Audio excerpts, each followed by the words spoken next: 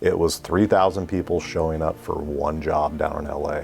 But I had that drive and that passion of, I enjoyed it so much. I love the aspect that every day is different. You never know what is going to happen. You literally go from 0 miles an hour to 120 miles an hour in a half a second.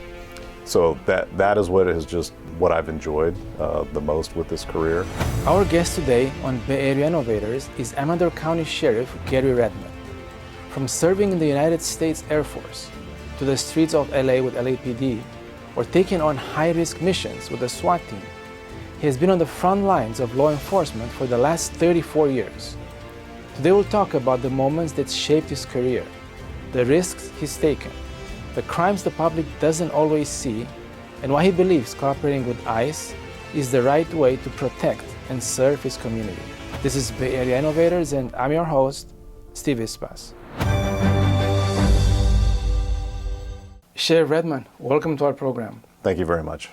Well, I'd like to start with, you had a career in law enforcement for 34 years now, out of which 27 years with the Amador County, and you've been sheriff for 4 years out of those 27 years. And you've been in pretty much every position there is as far as the sheriff department.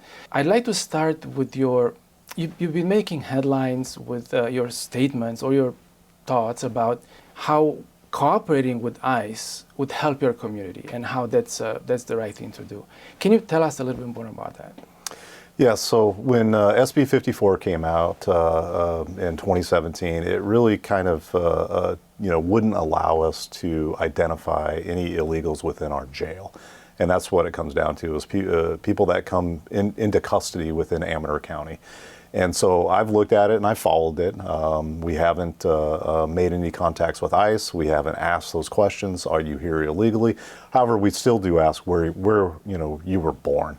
And most people are very honest. I was born in China. I was born in Laos or Mexico.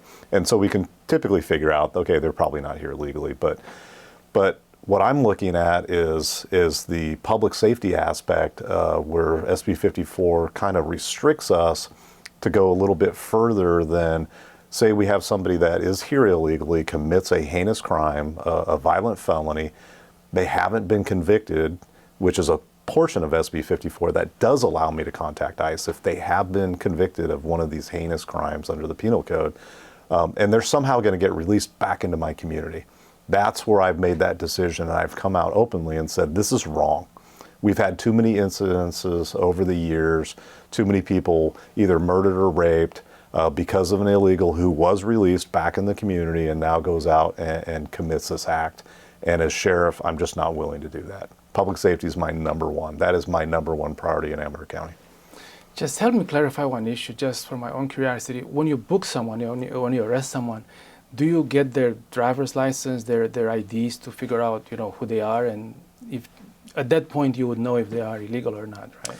So what happens is you come in and you can identify yourself either through a driver's license or some type of legal document, but we always, what's called live scanning.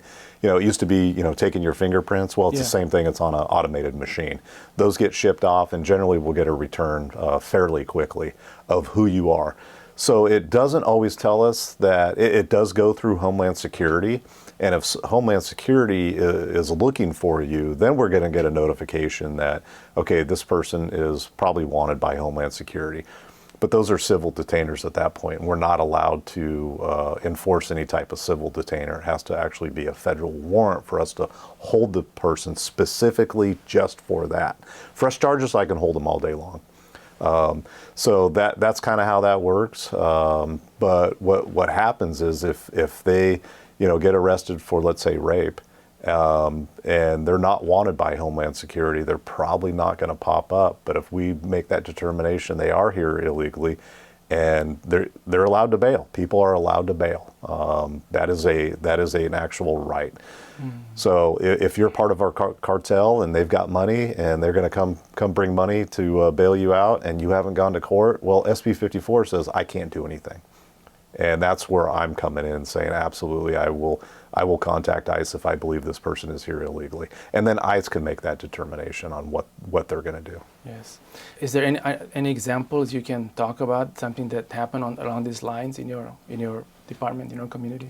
So I do. We had somebody last year. It was actually a group out of Stockton, and they are here illegally. They admitted they're here illegally in the country.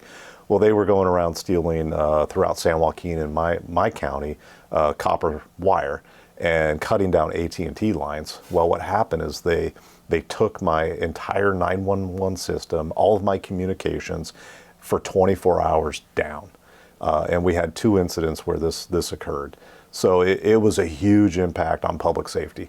I had to put dispatchers over to another county. We had to transfer calls, but we were dropping 911 calls. And, along with the internet, along with all telephone lines being down, because there's really only one hub that kind of goes through Amador County, which, made me a little upset. And I'm having conversations with AT&T. Well, I found out AT&T is such a large conglomerate company.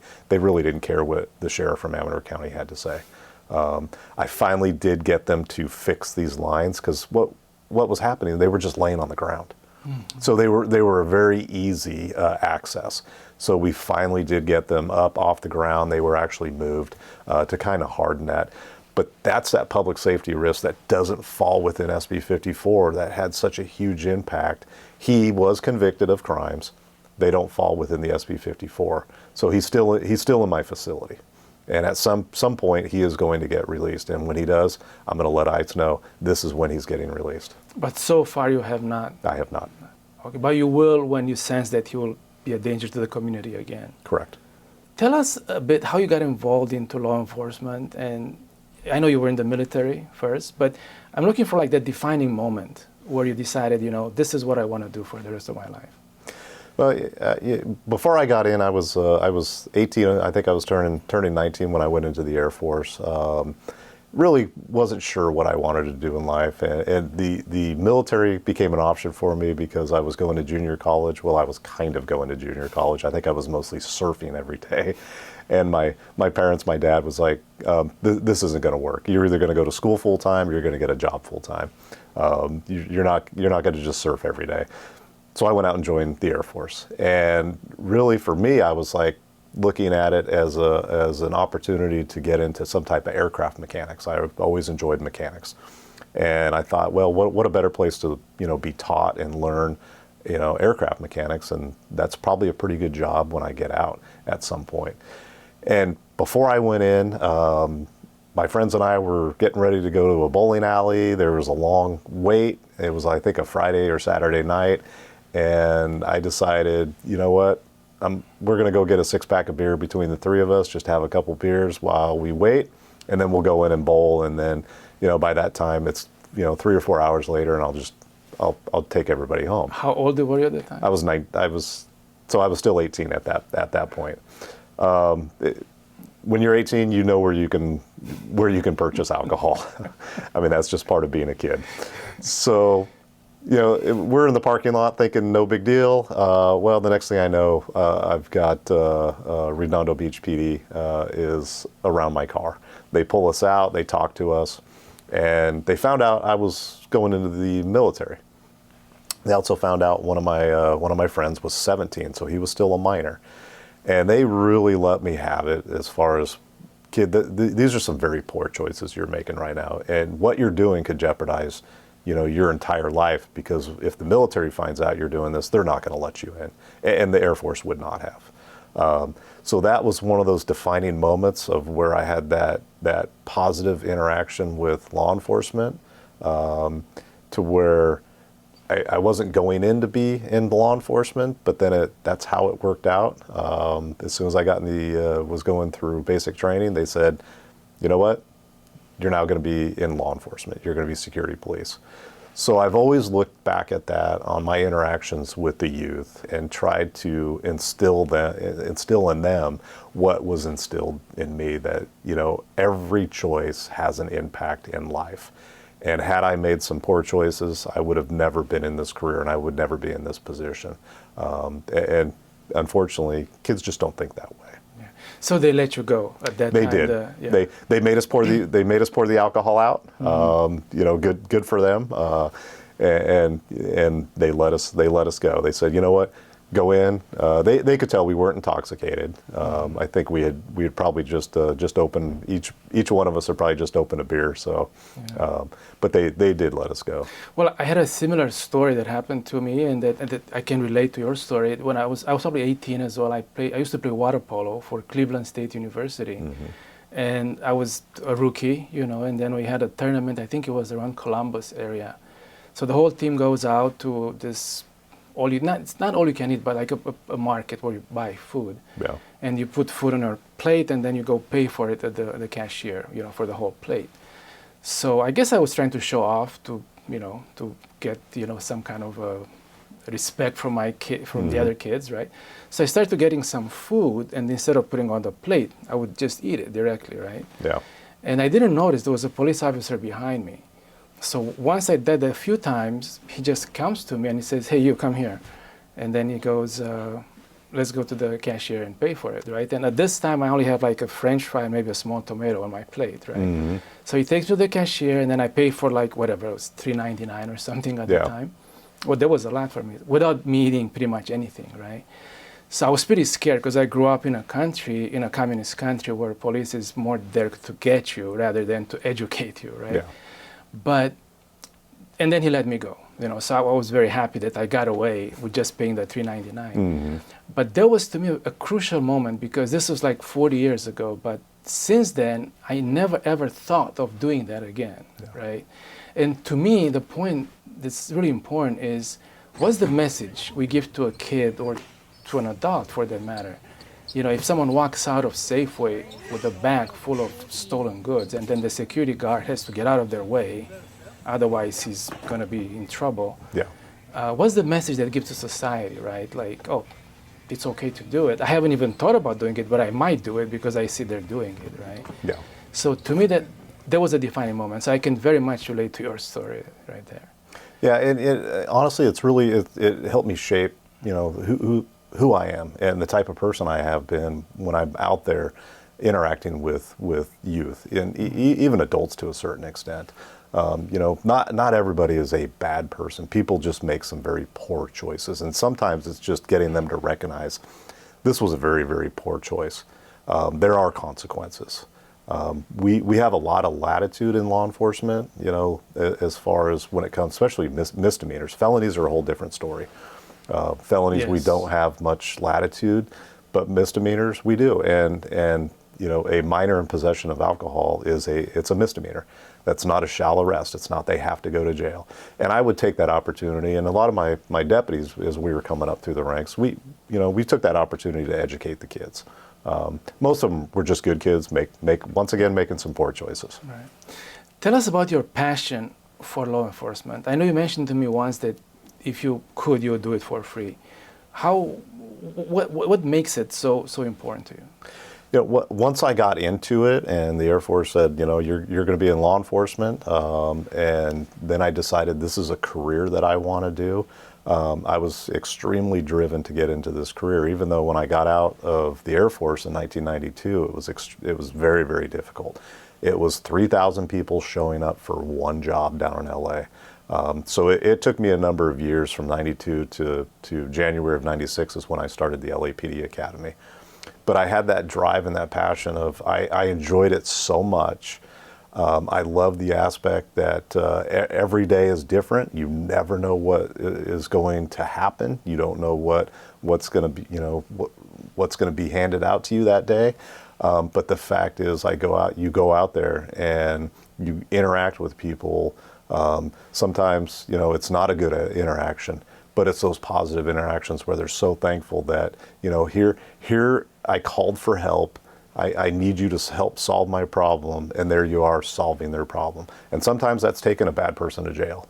Sometimes it's just talking with them and getting them to understand, hey, this is how the law works, and guiding them in that aspect.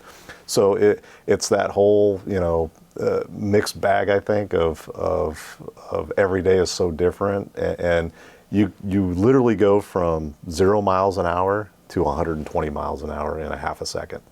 So that is what has just really what I've enjoyed the most with this career.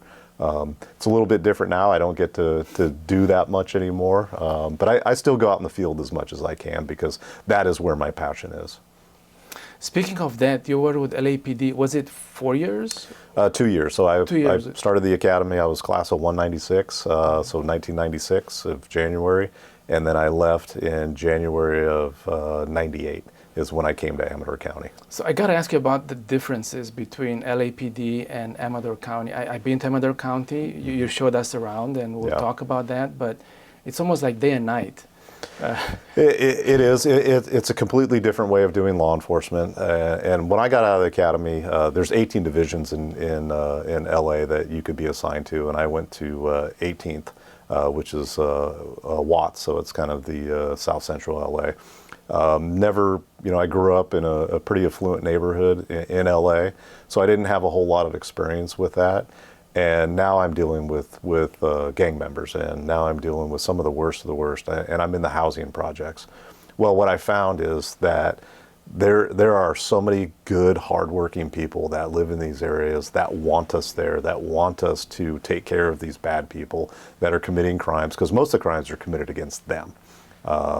So they had a tremendous amount of respect. All they wanted was to be treated fairly. They just wanted to be treated fairly and like a human being.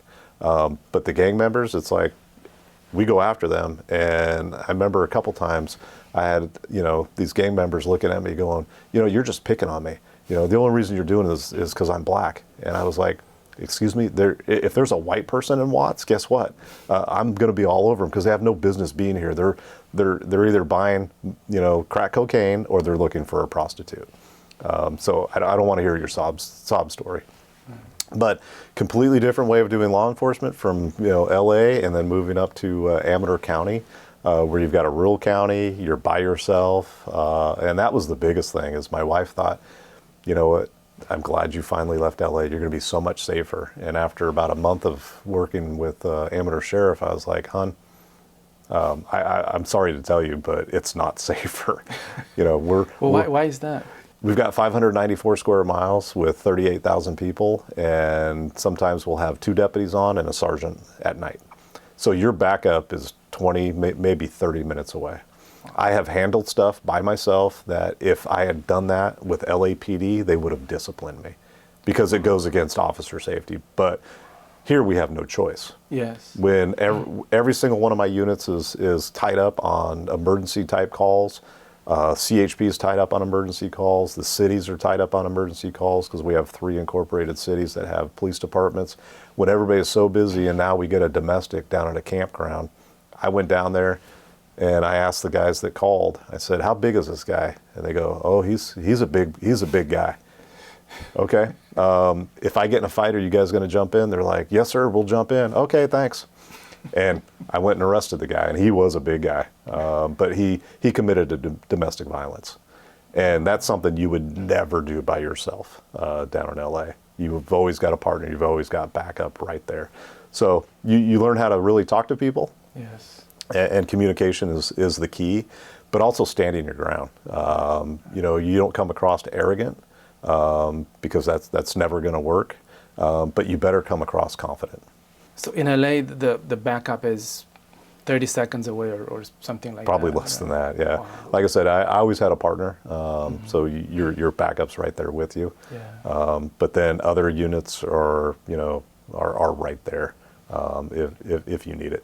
And generally, if we had a pretty hot call, there's anywhere from 2, 3, 4, 5 units that are showing up. Where here, you're going to get hopefully your partner, and then the sergeant's coming. So just a little bit different. Let's talk a bit about Amador County. I was there last weekend. You showed us around. It's just beautiful countryside. It's gold country. Yeah. There's still mines operating, yeah. Gold mines. We went to Sutter Creek, Amador City, and Jackson. Mm-hmm. Can you talk us some of the innovations that you have come up with in the county in the last few years, to improve service for the sheriff's office? So one of the big ones is we never really had a homeless issue in Amador County. We always had less than a dozen. It really wasn't a big impact. when Prop 47 happened, I talk about the fact that when they took away our ability in law enforcement and the district attorney's office to force people into drug treatment, they decriminalized everything. So what we saw was this huge explosion in the homeless population. And I think there's other factors that are involved, but that is a huge contributing factor. So when I became sheriff, we had Kmart, Walmart in our county that was just being terrorized by homeless encampments, and people were afraid to shop there. Wow. So I went out and I looked at what are other agencies doing that are tackling this that are successful. So I spent time with El Dorado and what's called their HOT team, and really learned kind of the ins and outs of why are they successful. And what it came down to was, if you're going to do this, you've got to do a very resource-first approach. You've got to get people out of the homeless lifestyle.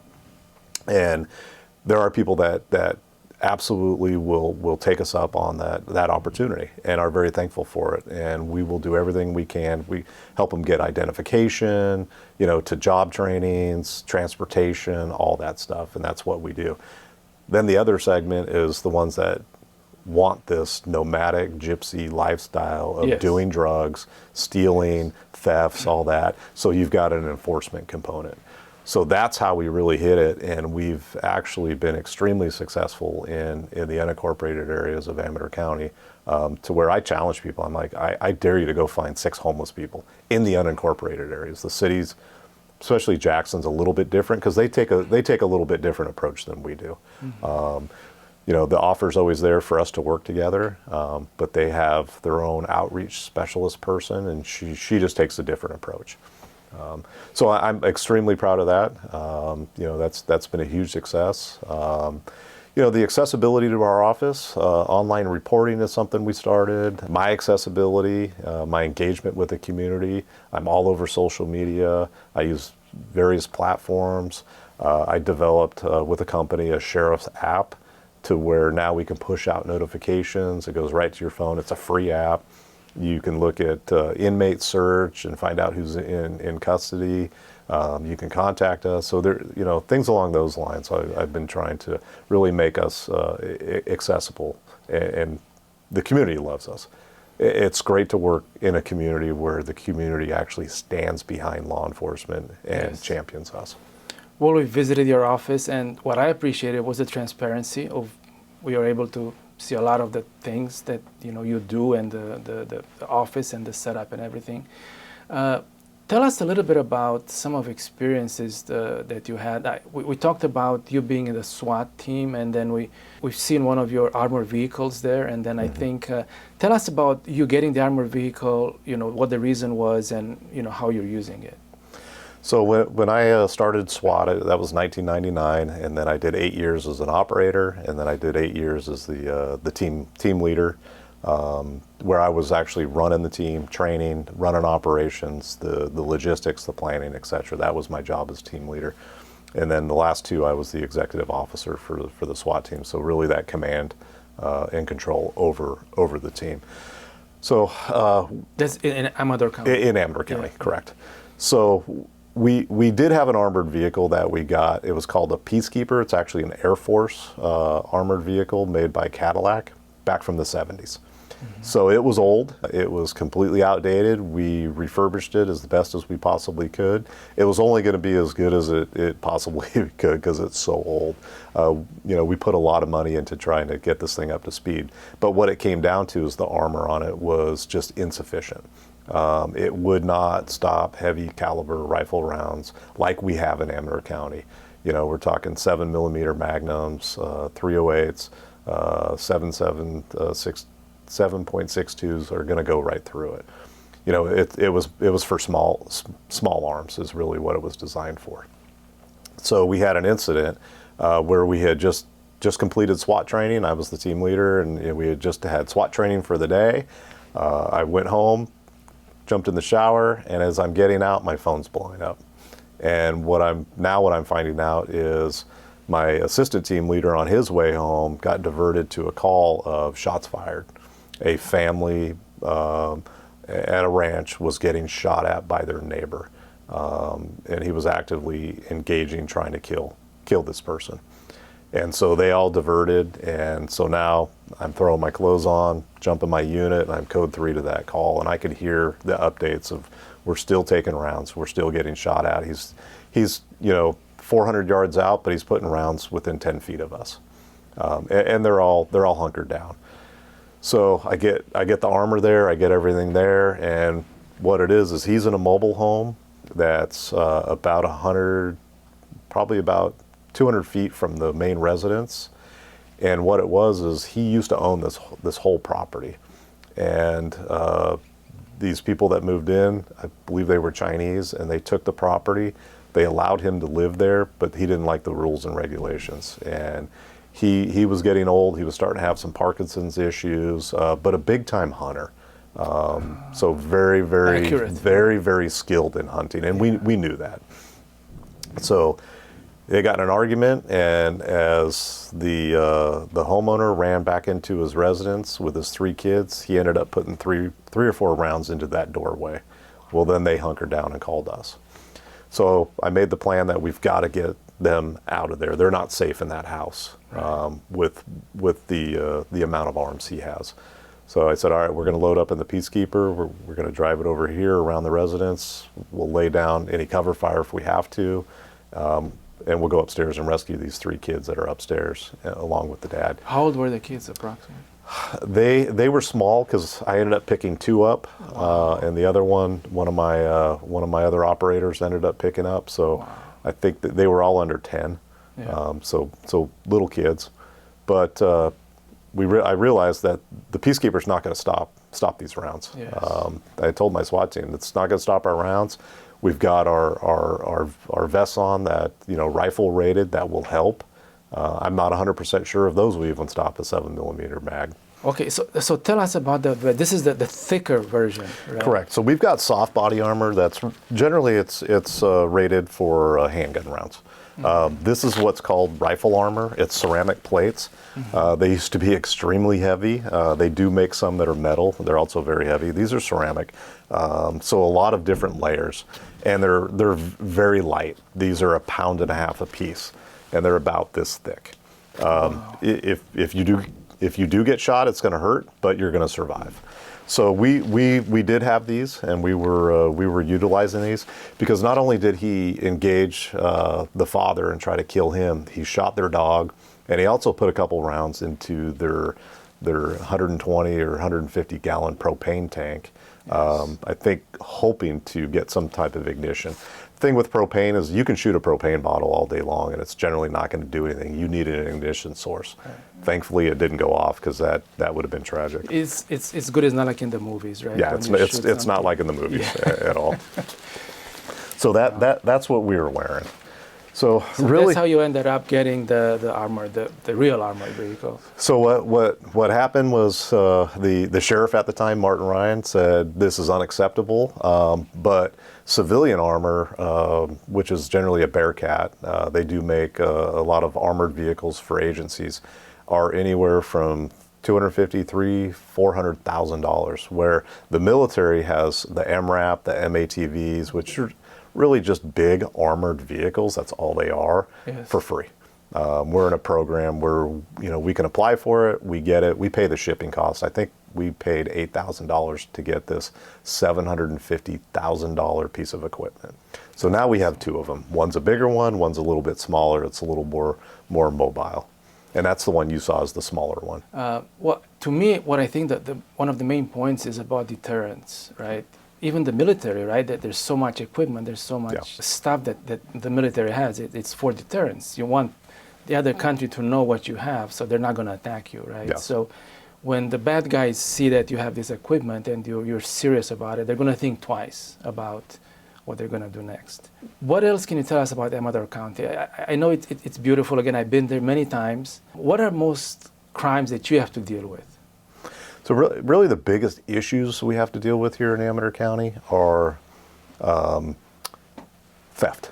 Theft is probably it is the number 1 crime, because I get asked that all the time. What are the number 1 crimes in Amador County? Yes. So anything involving theft, identity theft, burglary, breaking into houses, breaking into sheds, stealing stuff out of vehicles, mailbox theft. That's always been an issue and a problem because we have, we're rural. We're so spread out, and we've got mailbox clusters all over that people will start breaking into them during certain times of the year because, Christmas is one where people start sending gift cards, etc. Right. So that is our number one, and a lot of it stems from people not only within Amador County that are addicted to narcotics, and that's how they survive, and that's how they get their habit is go out and purchase drugs is by stealing stuff. We do have an element that comes out of the valley into Amador County, but then domestic violence is another big one for us, unfortunately. Mm-hmm. And I get asked, how do you stop domestic violence? I can tell you right now, I can't stop domestic violence. That happens usually in somebody's home. Yes. We don't have the authority or the ability just to go into people's houses until we get called. So then it's upon us when we do learn about any type of domestic issue that we make sure that we handle it properly, that we do everything we can to help the victims of domestic violence. And we work with a lot of different organizations in Amador County. And we do everything we can. Those are shallow arrests. If you commit some type of domestic violence where you use physical force on your spouse or cohabitant, you're going to go to jail in Amador County. And I tell you what, I've arrested a lot of women for domestic violence. It's not just a man thing. Mm-hmm. It goes both ways. So that's probably the two biggest issues we have. And then, of course, the drugs. Methamphetamine, cocaine's making a comeback, fentanyl. We just had a bust last week in Amador County where we had a pound of methamphetamine seized. And then, along with that, we had two firearms seized. One of them was stolen. Wow. Those people were not from Amador County. Tell us more about your passion. What drives your passion of law enforcement? Is it the things you see every day? You mentioned the satisfaction of helping someone in need. Yeah. Is there something else that keeps your passion going? Well, like I had mentioned, every day is so different. There's a lot of people that don't enjoy going to work or going to their job, where it's been the complete opposite for me. Sometimes, I would arrive a half an hour early because I was excited to go to work. I just love it that much. And like I had mentioned to you in the beginning, and I think I still feel this way, if I could have made a living and done it for free, I would have, but that's just not possible. For me, it's when you go out there and, I hear like young law enforcement or when they're interviewing, they're like, I want to help people. I get that, but you really don't know what you're talking about until you get into this career. Because the way we help people is we go out and we take bad people off the streets. We arrest bad people. So in my shift, there could be nothing going on, but I'm out there kicking over rocks. I'm checking every place that I can possibly think of to where I know people are going to hang out, do narcotics or steal stuff. And I'm proactively making car stops because whether people like it or not, car stops are proven to reduce crime because it now shows the community we're actually out there working. We're not just drinking coffee on the side of the road. Yes. We're out there working. And it doesn't mean you're writing tickets all day because even when I make a lot of car stops, which I still do, I rarely write a ticket. It's usually education at that point. But we're looking for other things. We're looking, is somebody under the influence of, marijuana, methamphetamine, or alcohol? And usually you can tell pretty much right away. You can tell right away, absolutely. It's pretty easy. Do they have a bunch of mail in their back seat? Now did I just find somebody that stole, mail out of a mailbox is doing identity theft? Do they have narcotics? Do they have a weapon inside the car? Are they wanted? So those are the things that you proactively go after. And that was my enjoyment was I would come home after working a graveyard shift or a mid PM watch. I get home at 3:00 in the morning and I'm so excited. I'm telling my wife about my day. I made this arrest and I found this person and I solved this case and that's how you're helping the community and helping people. Right. That's that drive. You met your wife in the military and you were actually in Germany. Yes. During the fall of the wall. But yes. How does she deal with you having to work sometimes weekends or having to get up in the middle of the night and then arrest people?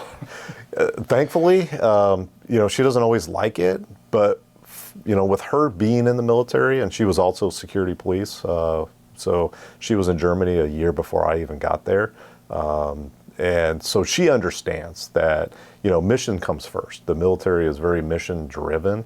The mission does come first, and it's really whatever it takes to get to that mission completion.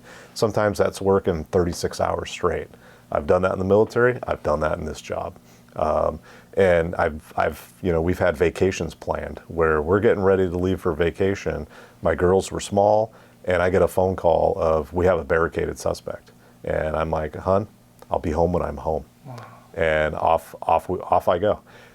Didn't always like it. Didn't always like the fact I wasn't around on holidays or kids' birthdays or got to see all their, soccer games. But thankfully, she really understood, because I've seen tragically where spouses just don't understand that, and that deputy has an extremely hard time because they're not getting that support at home. Right. I could have never done this job alone. I'll be honest, I would have never made it this far without the support of my wife and my family. That's just how it is. Yeah, that's a great story. How easy is it for you to delegate the work, or if there's something happening, to send someone else, or to not have yourself being involved? Probably the biggest obstacle that I face is delegating, because I'm so hands-on. And it's not that I don't trust my staff. It's not that they're not capable, because they are. They do an amazing work. I've got people that are a lot smarter than me. But I've been involved for so long, and I've been, with every little aspect, that I do have a very difficult time delegating. And I've made myself so accessible to the community that they will call me for just, every little thing, and I'll just jump right on it. And my staff is going, boss, let us do it. You can't do everything, let us do it. So slowly I'm kind of learning that I do need to delegate more. Yeah. But that's also just kind of my personality. But it's great to have that trust in, the community trusts you, and then you are there for them when they need it. Yeah. Final question, please tell us any advice you have for young kids these days. It's very difficult for young people these days with all this video games and everything, but as far as law enforcement, what would be your advice to them? So what I've always told them, and I told my daughters the same thing, you never know where you're going to end up. When I was 18, I didn't know I was going to be here. So it's making those choices in life with that in the back of your mind, that some of those choices could close a lot of doors. Every choice has a consequence. There are consequences, believe it or not, still today. So please be mindful of that, because you never know where you're going to end up, and you want as many doors open in life as possible. And this may be a path that you're never going to take. But in law enforcement, we're extremely selective. We're picky for a reason. We have to be. And honestly, we police our own much better than anybody else can tell us how to police our own. None of us want bad apples. None of us want bad actors. And as sheriff, I have fired 3 people. We're talking tenured over, 2 of them had over 20 years. So I'm not afraid to drop the hammer when I have to. If you cross the line, you're done with me as far as this agency. And that's honestly really, kind of law enforcement, I think, as a whole. Unfortunately, some of those bad actors do get through, and those are the ones that are making the headlines. So that's my message to young people, is think about that. Every action does have a consequence. Sheriff, thank you so much for your time. Thank you for your service, keeping the community safe in the beautiful Amador County. And we'll see you next time when we go camping, maybe. Yep. Thank you very much, and love to have you back to Amador County. Thank you. Thank you for watching another episode of Bay Area Innovators. If you enjoyed this episode and you know someone who should be on our show, please send us an email at sfbay@epochtimes.com. We would love to hear from you. Thank you, and see you next week.